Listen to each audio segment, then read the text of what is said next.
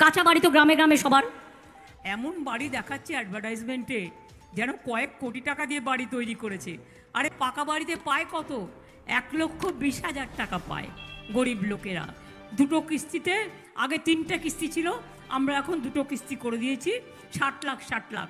শুনুন, আমার কাঁচা বাড়ি তো গ্রামে গ্রামে সবার। নির্বাচন 2024-এর ভোট প্রচারে গিয়ে প্রতিশ্রুতি রেখেছিলেন মাননীয় মুখ্যমন্ত্রী মমতা বন্দ্যোপাধ্যায়, আবাসের টাকা দিবে রাজ্য সরকার। আর সেই প্রতিশ্রুতির সাপেক্ষে এই মুহূর্তে গুরুত্বপূর্ণ আপডেট।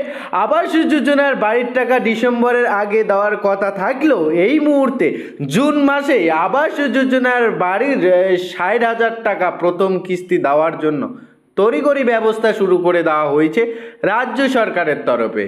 পাশাপাশি এই মুহূর্তে আবাস যোজনার বাড়ি নিয়ে কেন্দ্রের তরফে আবারও দুর্নীতির অভিযোগ তোলা হয়েছে। আর সেই দুর্নীতি খতিয়ে দেখতে এই মুহূর্তে কিন্তু বেশ কিছু টিম পর্যালোচনা করার কেন্দ্র দীর্ঘদিন ধরে টাকা না দেওয়ায় রাজ্য সরকার কেন্দ্রের মুখপেকি না হয়ে রাজ্যের তরফে আবাস যোজনার 11 লক্ষ বাড়ির উপভোক্তার বাড়ির টাকা দিয়ে দেওয়ার কথা ঘোষণা করেছে। তবে বন্ধুরা, আবারও বলে দিচ্ছি, যাদের যাদের এই 11 লক্ষ উপভোক্তার মধ্যে লিস্ট রয়েছে তারা তো বাড়ি পাবে, পাশাপাশি যারা যারা বাড়ি পাননি, আবাস যোজনার লিস্টে নাম ছিল না, তারাও কিন্তু এবারে বাড়ি পেতে চলেছেন। কেননা এই মুহূর্তে রাজ্যের তরফে বন্ধুরা বেশ কিছু পর্যালোচনার টিম কিন্তু পাঠিয়ে দেওয়া হচ্ছে। এই 11 লক্ষ উপভোক্তার মধ্যে যাচাই করা হচ্ছে যে আদৌ সত্য উপভোক্তা রয়েছে কিনা, প্রাপ্য উপভোক্তা রয়েছে কিনা, যাদের সত্যিকারে ঘরের প্রয়োজন তারা কি এই লিস্টে আছে কিনা, অযোগ্যরা এই লিস্টে আছে কিনা, সেটা কিন্তু পর্যালোচনা করা হবে। এরপরে যে সমস্ত উপভোক্তা বেআইনিভাবে ঢুকে রয়েছে তাদের কিন্তু বাদ দেওয়া হবে, এবং যারা যারা আবাস যোজনার বাড়ি পাননি, লিস্টে যাদের যাদের নাম নেই, তারাও কিন্তু বন্ধুরা এবারে বাড়ি পেতে চলেছেন। এবারে কিন্তু বড়সড় সুখবর ঘোষণা করে দিলেন সরাসরি রাজ্য সরকারের তরফে। 11 লক্ষ বাড়ির উপভোক্তার সঙ্গে যাদের মাথার উপরে ছাদ এই পর্যন্ত গোজেনি, তারাও কিন্তু এবারে বাড়ি পেতে চলেছেন। এ নিয়ে যদি মুখ্যমন্ত্রী পরিষ্কার জানাচ্ছে যারা যারা বাড়ি পাননি তাদের প্রথম কিস্তি 60,000 টাকা কিন্তু এবারে দুটি কিস্তির মাধ্যমে 1,20,000 টাকা তাদের ব্যাংক অ্যাকাউন্টে দেওয়া হবে। তো যে আপডেট পাওয়া গিয়েছে সেই আপডেট মোতাবেক কিন্তু আপনাদের জানিয়ে দিলাম। পাশাপাশি আপনি কি এই 11 লক্ষ উপভোক্তার লিস্টের মধ্যে আপনার নাম আছে কিনা সেটা কমেন্ট বক্সে জানাবেন। আর যদি না থাকেন সেক্ষেত্রে অবশ্যই যে পর্যালোচনা করা হবে সেখানে অবশ্যই আপনার নামটি নথিভুক্ত করাবেন। পাশাপাশি বন্ধুরা, আপনি কোন জেলা থেকে ভিডিওটি দেখতেছেন অবশ্যই কমেন্ট বক্সে জানাতে ভুলবেন না। আমরা কিন্তু আজকে আবাস যোজনা সংক্রান্ত যে আপডেট, সেই আপডেটে আপনার সামনে এতটুকুই নিয়ে আসার ছিল। আশা করি আপডেটটি পাওয়ার পর উপকৃত হয়েছেন। যদি উপকৃত হয়ে থাকেন চ্যানেলটিকে সাবস্ক্রাইব করে ভিডিওটিতে লাইক প্রদান করে আমাদের সঙ্গে জুড়ে থাকবেন। 20,000 টাকা পায় গরিব লোকেরা দুটো কিস্তিতে, আগে 3টে কিস্তি ছিল, আমরা এখন দুটো কিস্তি করে দিয়েছি, 60 লাখ 60 লাখ। শুনুন, আমার এখানে এখনো 43 লক্ষ বাংলায় বাকি আছে। কাঁচা বাড়ি তো গ্রামে গ্রামে সবার, আস্তে আস্তে করব। আগামী ডিসেম্বর মাসে আমরা শুরু করব 11 লক্ষ পাকা বাড়ি আমরা করে দেবো। মোদির ভিক্ষে আমাদের বাংলা চলে না। মিথ্যে পা দিয়ে একখানা, দুর্যোধন দুঃশাসন থেকেও ভয়ঙ্কর ভয়ঙ্কর। কালকে আমি শুনছিলাম আমাদের কোনো একটা জায়গা থেকে বিজেপির একজন এমপি দাঁড়িয়েছে, ফোন করে আমাদের এক নেতাকে বলেছে, এই আমার হয়ে যদি কাজ না করিস, আজ যদি বসে না যাস, তাহলে ভোটের পরে দেখে নেবো। আমি কত বড় রংবাজ ভাই, ও রংবাজ কথাটা বলাটাই খারাপ, ঠিক আছে আমি রংবাজ বললাম না। কত বড় ভদ্রলোক ভাই, ভদ্রলোক যে তৃণমূলকে ভয় দেখাচ্ছে।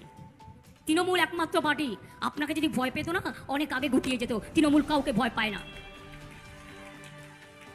34 বছর লড়াই করে সিপিএমকে যদি ছুঁড়ে ফেলতে পারি, আপনাকেও লড়াই করে ভারতবর্ষ থেকে ছুঁড়ে ফেলে দেবো, এটা মাথায় রাখবেন। 100 দিনের যারা জব কার্ড হোল্ডার তাদের জন্য আমরা পরিকল্পনা করছি, কর্মশ্রী করে দিচ্ছি। 100 দিনের কাজেও 30 দিন পেত বছরে। আমি নিজে রিভিউ করতাম জেলায় জেলায় গিয়ে। আমরা 100 দিনের কাজের জায়গায় কর্মশ্রী করছি। কর্মশ্রীতে 50 দিনের কাজ আপনারা পাবেনই যারা জব কার্ড হোল্ডার। 50-এর জায়গায় 60 যদি কেউ করতে চান তারাও পাবেন, আমরাই আমাদের দিয়ে করাবো। আমরা দিল্লির মুখোপেক্ষী হয়ে বসে থাকবো না।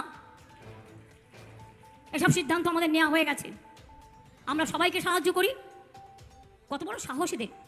কদিন আগে কি একটা বলল ভাজুপা না ভাজুপা কি বললো? 3 মাস বাদে লক্ষ্মীর ভান্ডার তুলে দেবো। আমরা হাতটা দিয়ে দেখো, লক্ষ্মীর ভান্ডারটা হাতটা দিয়ে দেখো, তারপরে কি করতে হয়, তারপরে লড়াইটা দেখো। আমি এখনো জিন্দা, আমার সারা শরীর আক্রান্ত, আমি কম মার খাইনি, তা সত্ত্বেও এখনো লড়াই করে যাই। আমাকে ধমকে চমকে কাজ হবে না। আমাকে আপনি আপনার বাড়ির বাসন মেজে দিতে বলুন ভালো করে, আমি করে দিয়ে আসবো। ওটা আমরা সবাই করি, এটা করলে অপমান হয় না। তা আপনি যদি আমায় চমকে বলেন এটা করতে হবে, না হলে তোমাকে এই করব সেই করব, আমি ঠাসিয়ে দুটো চড় মারতে পারি। আমি ঘরেও শাসন করতে পারি, বাইরেও শাসন করতে পারি। এবং তাই মনে রাখবেন, চুচুড়া সিট রচনা দিদি নাম্বার 1 করে এত পপুলার, ও তো দাঁড়াতেই চাইছিল না। আমি ওকে একদিন বললাম, আরে রচনা চলো না, চুচুড়ায় দাঁড়াও না। বললো, দিদি আমি কোনোদিনও রাজনীতি করিনি, আমি কিছু বুঝি না, আমরা তোমার কিছু বোঝবার দরকার নেই। আমরা কেউই বুঝতাম না, মানুষের কাজ করব বলেই আসা। সবই কি খারাপ হয়? একজন দুজন দুষ্টু হতে পারে, কিন্তু মিষ্টিও তো অনেক আছে। একজন দুষ্টুর জন্য সবাই কেন, সবার কেন খারাপ হবে?